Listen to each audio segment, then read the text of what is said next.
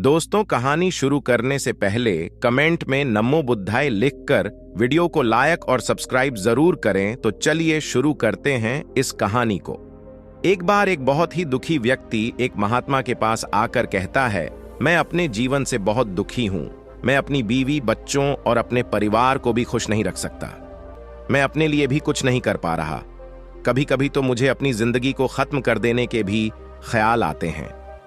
आप इतनी साधनाएं करते हैं, इतनी तपस्या करते हैं, क्या आप मुझे कोई ऐसा मार्ग बता सकते हैं जिससे मैं अपने बुरे वक्त से बाहर आ सकूं? मेरा बहुत बुरा समय चल रहा है। 2 वक्त की रोटी का इंतजाम करना भी मेरे लिए बहुत मुश्किल हो गया है। अब आप ही बताइए कि ऐसे वक्त में मैं जिंदा रहूं तो कैसे रहूं, कैसे अपने परिवार को खुश रहूं? कृपया करके कोई साधारण सा तरीका बताने की अनुकंपा करें ताकि मैं आसानी से समझ सकूं, क्योंकि मैं बहुत पढ़ा लिखा नहीं हूं। अगर आप बड़ी बड़ी ज्ञान की बातें करेंगे तो शायद मैं कभी समझ भी नहीं पाऊंगा।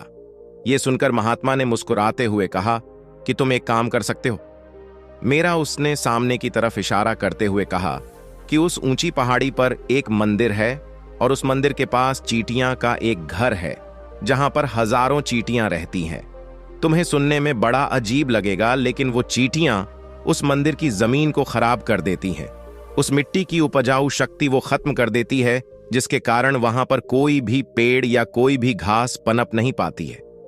तुम मेरा एक काम करो, उसके बाद मैं तुम्हें तुम्हारे सवालों के जवाब दूंगा। तुम 7 दिन तक रोज उस पहाड़ी पर जाओ और उस चींटियां के घर को तहस नहस कर दो, उसको तोड़ दो। जब भी तुम्हें कोई चींटियों का घर दिखे मंदिर के आसपास, तो उसे वहीं पे तहस नहस कर देना। लेकिन याद रहे, घर को तोड़ने में कोई भी चींटी मरने नहीं चाहिए। इस बात को समझने का प्रयास करते हुए वो युवक वहां से चला गया। शायद उसको कुछ समझ में नहीं आया था कि महात्मा जी ऐसा क्यों करवा रहे हैं। वो तो उन चिड़ियों पर अन्याय कर रहे हैं, उनका घर तोड़वा रहे हैं, उन्हें नुकसान पहुंचा रहे हैं। आखिर कौन महात्मा ऐसा करेगा? लेकिन फिर भी उस महात्मा की बात मानते हुए वो अगले दिन से ही पहाड़ी पर जाना शुरू कर देता है। जब वो पहले दिन पहाड़ी पर पहुंचता है तो देखता है कि बहुत सारी चींटियां अपना खाना जुटाने में लगी हुई हैं। सारी चींटियां कतार से चल रही थीं और अनाज के छोटे छोटे कण उठाकर अपने घर में जमा करती जा रही थीं। ये देखकर पहले तो उस युवक का मन कमजोर पड़ गया। उसने सोचा कि ये इतनी मेहनत करके अपना घर भर रही है और मैं इनके घर को तबाह कर दूंगा तो इनको कितना बुरा लगेगा। लेकिन फिर उसने उस महात्मा की बात याद करते हुए उस घर को तोड़ना शुरू कर दिया। जल्द ही चींटियों में हाहाकार मच गया। वो इधर उधर दौड़ने लगी। अभी तक जो कतार में चल रही थी, अब वो बिखर गई और इधर उधर अपनी जान बचाने के लिए भागने लगी। थोड़ी देर में घर टूट गया और सारी चींटियां इधर उधर छुपने के लिए भाग चुकी थीं। ये करने के बाद वो युवक दुखी मन से वापस अपने घर पर लौट आया। उसका मन परेशान था, दुखी था, पश्चाताप से भरा हुआ था। फिर उसने अपने बिस्तर में रात में लेटे लेटे ही सोचा कि अब तो उन चींटियों का घर तबाह हो चुका है। अब वह वापस जाने से क्या प्रयोजन है? अब क्या फायदा होगा? क्योंकि चींटियों का घर तहस नहस करने के लिए महात्मा जी ने कहा था, जो मैं कर चुका हूं। लेकिन फिर कुछ सोचकर अगले दिन उसने फिर से जाने का निश्चय किया और अगले दिन सुबह सुबह उठकर वो वापस उसी पहाड़ी पर पहुंच जाता है। पहाड़ी पर पहुंचकर वो उसी जगह पर पहुंचता है जहां पिछले सुबह उसने उस घर को तहस नहस कर दिया था। लेकिन वो ये देखकर चौंक जाता है कि उन चींटियों ने फिर से अपना घर उसी जगह पर बना लिया था और अब वो फिर से अपने घर के लिए सामान इकट्ठा करने में जुटी हुई थी। उस आदमी को देखकर लगा कि ये चींटियां कितनी मूर्ख है। इनको पता है कि कल ही इनका घर इसी जगह पर तबाह किया गया है और उसी जगह पर उन्होंने अपना नया घर भी बना लिया। और ये सोचकर वो आदमी हंसने को हुआ। लेकिन फिर से महात्मा की बात याद करते हुए उसने उन चींटियों का घर फिर से तबाह करना शुरू कर दिया। फिर से उन चींटियों में हलचल मच गई और थोड़ी देर में वो चींटियां इधर उधर अपनी जान बचाने के लिए भागने लगी। कुछ ही देर में उनका घर फिर से नष्ट हो गया और वो युवक थोड़ा संतोष के भाव से की, इस बार तो मैंने अच्छी तरह से उस घर को तबाह कर दिया है। अब तो वो चिड़िया यहां पर अपना घर बना ही नहीं पाएगी। इसीलिए जाने से पहले उसने उस घर पर ठंडा पानी भी डाल दिया ताकि चींटियां वहां पर अपना घर न बना सकें। और इस तरह अपना कर्म पूरा करके वो युवक फिर से अपने घर लौट आया। आज रात में सोते वक्त फिर से वो इंसान यही सोच रहा था कि क्या महात्मा ये सही काम करवा रहे हैं। क्या किसी का घर तबाह करना किसी सिद्ध पुरुष को शोभा देता है? क्या हो अगर वो महात्मा सिद्ध पुरुष हो ही ना? क्या होगा अगर वो मुझे बेवकूफ बना रहे हों? लेकिन फिर उसने निश्चय किया कि मैं अपने काम को पहले पूरा कर लेता हूं, उसके बाद ही पता चलेगा कि महात्मा मुझसे ऐसा क्यों करवा रहे थे। और यही सोचकर वो रात में सो जाता है। अगले दिन सुबह उठकर वो फिर से उसी पहाड़ी की ओर निकल जाता है।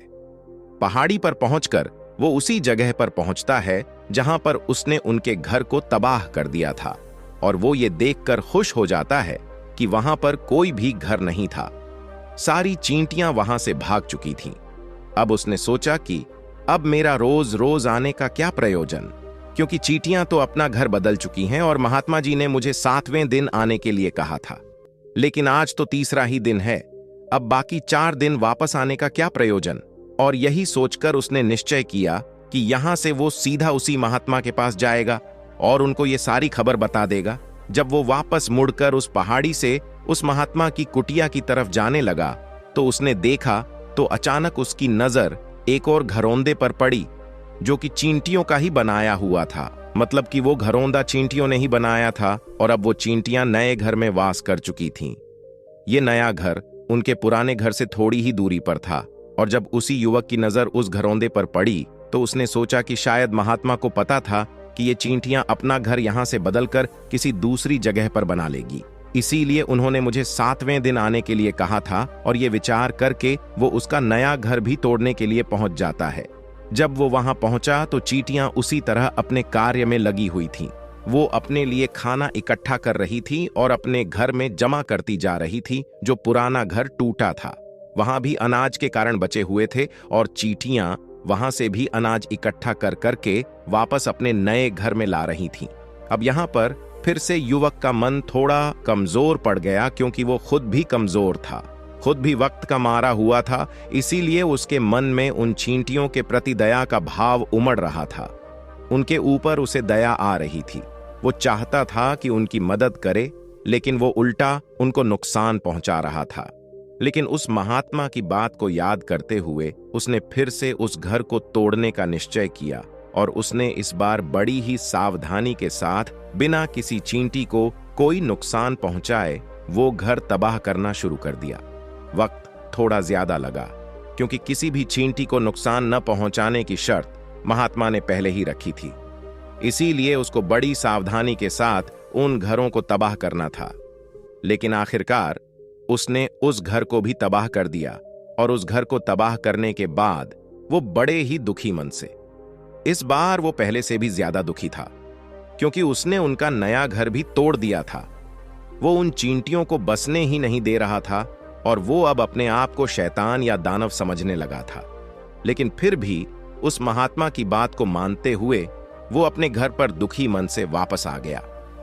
रात में सोने से पहले एक बार उसने फिर से सोचा कि मैं कितना बड़ा शैतान हूं, कितना बड़ा दानव हूं। पुराना घर तो छोड़ो, मैं उन चींटियों को कहीं भी बसने के लिए कोई जगह ही नहीं दे रहा हूं।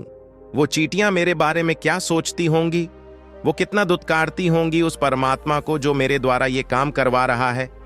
लेकिन फिर भी उसने अगले दिन जाने का निश्चय किया, और अगले दिन सुबह सुबह वो फिर से वहां पर पहुंच गया। वो ये देखकर फिर से आश्चर्यचकित रह जाता है कि इस बार चींटियों ने एक और नई जगह पर अपना घर बना लिया था, तो पहले से भी ज्यादा ऊर्जा के साथ काम कर रही थी, और उन्होंने एक रात में पहले से भी बड़ा घर बना लिया था, और अब वो फिर से अपना अनाज और खाना इकट्ठा करने में जुटी हुई थी। ये देखकर उस आदमी को लगा कि ये चींटियां किस मिट्टी की बनी हुई है। मैं इनको बार बार यहां से भगाने की कोशिश कर रहा हूं, और ये वहीं पर अपना घर बना लेती है। क्या इनको पता नहीं है कि मैं इन्हें यहां पर कभी भी बसने नहीं दूंगा? ये चींटी है, दिखने में इतनी छोटी है, लेकिन फिर भी ये मुझसे हार नहीं मान रही है। बड़ी ताज्जुब की बात है। और इस बार उसने गुस्से में उस घर को तहस नहस करना शुरू कर दिया। लेकिन इस बार तहस नहस करते हुए कुछ चींटियां वहीं पर मर गईं, उसके पैरों तले कुचल दी गई। कुचलने के बाद जब वो अपने अहंकार से बाहर आया तो उसने देखा कि गुस्से में उसने उन चींटियों को कितनी क्षति पहुंचा दी है। उसका मन पश्चाताप से भर गया, और वो रोता हुआ अपने घर की तरफ बढ़ गया। रात में सोते वक्त उसने सोचा कि मैं उन चींटियों पर बहुत ज्यादा अत्याचार कर रहा हूं, अब इससे ज्यादा अत्याचार में नहीं कर पाऊंगा। और यही सोचकर वो अगले दिन उन चींटियों के लिए अपने घर से थोड़ा आटा लेकर उसी पहाड़ी पर पहुंच जाता है। आज उसके मन में उन चींटियों के प्रति श्रद्धा का भाव था, दया का भाव था। आज वो उनकी मदद करना चाहता था। और जब वो वहां पर पहुंचा तो चींटियां फिर से अपने नए घर को बनाने में जुटी हुई थीं। उसने बड़ी ही करुणा के साथ उन चींटियों को अपना लाया हुआ आटा खिलाया और अगले 3 दिनों तक वो ऐसा ही करता रहा। वो रोज सुबह जाता और उन चींटियों को अपने हाथों से आटा खिलाता। 7 दिन के बाद वो युवक उस महात्मा के पास पहुंचकर हाथ जोड़कर बोलता है कि हे महात्मा जी, मुझे माफ कर देना। मैंने उन चींटियों का घर तबाह करने के लिए बहुत कोशिश की। मैंने उनका घर तबाह किया भी, एक बार नहीं 4 बार मैंने उनका घर तोड़ा। उसके बाद मैं हिम्मत नहीं कर पाया, उनके घर को नहीं तोड़ पाया।